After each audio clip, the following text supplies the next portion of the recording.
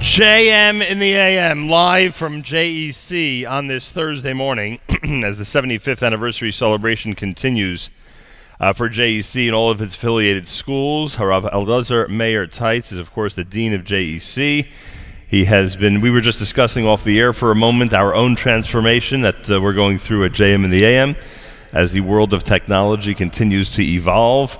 And I don't have to remind this audience that Rabbi Teitz's father, of course, was, I would guess, the first to utilize radio for the purpose of spreading Torah, and it's ironic that here we are, in fact, speaking on the radio all these years later. Rabbi Elazar Mayer Teitz, welcome to JM in the AM. Thank you. And thank you again for, I was going to say, thank you again for welcoming me to JEC. Transformation and change and development is always so important. It's difficult to stay at the top without constantly evolving and adjusting.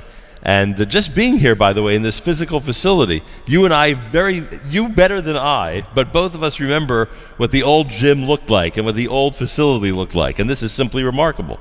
Absolutely. But that's what happens. The school grows, and we have to develop with it. In fact, JEC has been symptomatic of change and development. The very concept of having a day school in a small town began in Elizabeth. Because when my father, Zechron Levracha, began the school, the only places where you could get day school education were New York, Baltimore, and Boston, right. Period. And that was the first chidush, the first novelty. As far as the radio is concerned, yes, in 1953, he started to teach Gemara on the radio. And it was the first time that the radio was used for that purpose. As he said, there's a reason why technology develops, and we have to apply it for our benefit, for the sake of serving the Ribbon Shalom, by spreading Torah through it. You know, there's some communities where the school or the yeshiva really is a separate entity, and this is not a criticism, just an observation. But here in Elizabeth, New Jersey, your family, your father first, of course, and your family has always been synonymous with the school and the community. Can you just speak to that point for a moment and tell our listeners how unique it is that the educational system has been such a unique part of the growth of the community? My father always felt that what was central to Yiddishkeit was Jewish education, and he made it the centerpiece of the community. The school is called the Jewish Educational Center. It's not just an education, it's a center for the community as a whole. And as he often used to say, in most places the communities maintain organizations. In the case of Elizabeth, the organization maintained the city.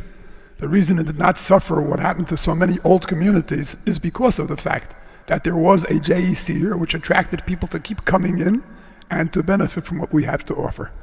And that continues till today. Yes. People are observing the Elizabeth community going through yet another renaissance at this time. Absolutely.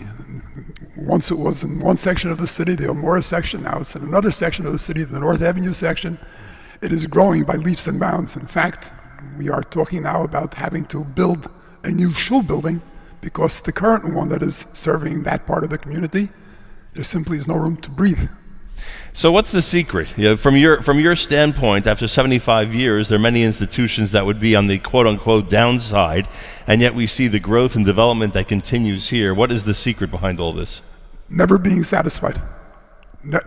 As I've often remarked, it's not my statement, we say, Miyale b'har Hashem u'miyokum b'mkom chodshah, who will ascend and who will remain. In spiritual matters of the spirit, there is no remaining. It's harder to stay on one spot than it is to ascend, because the alternative to ascending is descent, not staying still.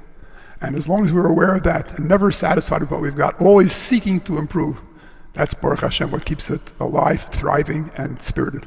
We're at a period of the year where so many people are considering what high school to send their children to. Recruitment season, I guess, would be the way to describe November in the Jewish community already at this time. I know you've enjoyed an open house very recently here at the yeshiva, and all the divisions are going to be going through their own opportunities to tell the community about the schools. What would you say to the average person listening about the JEC school system in general? How would you describe it? How would you tell them, what it stands for, so to speak? Well, for one thing, we believe not to go to extremes. We certainly concentrate on Limudei Chol, on the general studies, but on the other hand, Limudei Kodesh is still the primary And we need excellence in the one in order to be able to attract people for excellence in the other. But I would say overwhelmingly the main thrust of our education is the importance of the individual. They're not treated as numbers, they're treated as people. Let me give you an example. We usually have parent-teacher conferences. This year in the Mesivta, in the boys' high school, the conference did not consist of parents coming down one-on-one with the teacher. Rather, it was the students, each student one-on-one with all of his teachers. This gives the teacher even greater opportunity to learn the strengths and weaknesses of the student and to convey to the student what is expected of that particular student, as opposed to goals for the class as a whole. And it is this attention to the individual, where the fact that we are not a gigantic school, and that helps, and the fact that it is big enough that we don't have to worry about not having enough to maintain programs, we're probably at the ideal size. And it's these things that I would say to people to consider. I'm afraid to say it, but I should. Above all, this should not be the student's decision, certainly not the student's decision alone. You can't expect a 13 or 14-year-old to know what his goal in life should be and where it should be obtained. And certainly that's a place where parental guidance should come in, which unfortunately these days is, almost not allowed to say it, let alone act on it. I would say those are words of good advice. Well, I thank you again, and continued strength to you. I know because of your schedule, we lose you to Daf Yomi now, because Daf Yomi and Limudei Kodesh, as usual, take priority, even over a radio show. Unfortunately. Thank you so much, Rabbi Teitz. Thanks. It's a pleasure meeting you once again. Always a pleasure. I have to mention that the Siegel and Teitz families go a long way back together. When our fathers, Nachum's and mine, Zichronim Livracha, were Rabbanim 3-4 miles apart.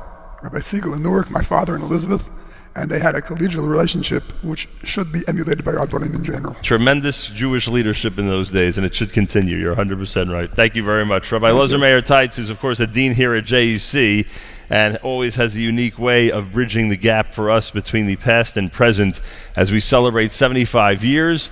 And we are sitting here in the most magnificent facility of the RTMA Thunder. They are the centerpiece of the brand new gym here at JEC.